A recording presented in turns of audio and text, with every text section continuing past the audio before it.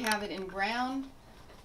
This is And Donna white. Meehan's home. She spends countless hours a day taking phone calls from customers, but she answers to no one.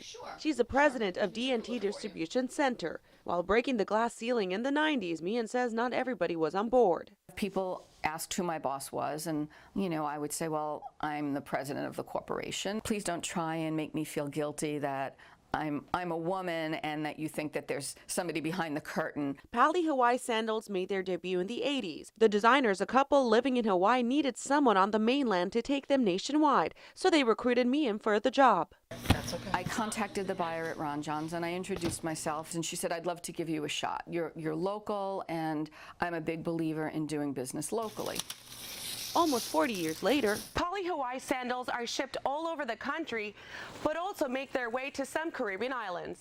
but it wasn't always easy staying in business, Meehan says, because a few years ago the economy tanked and our customers were struggling to stay afloat. Everybody was experiencing that recession, so where we could help each other, we did. If I had to give somebody 60 days to pay me instead of the traditional 15 or 30, I did. According to Meehan, having the support of her family is another reason for her success.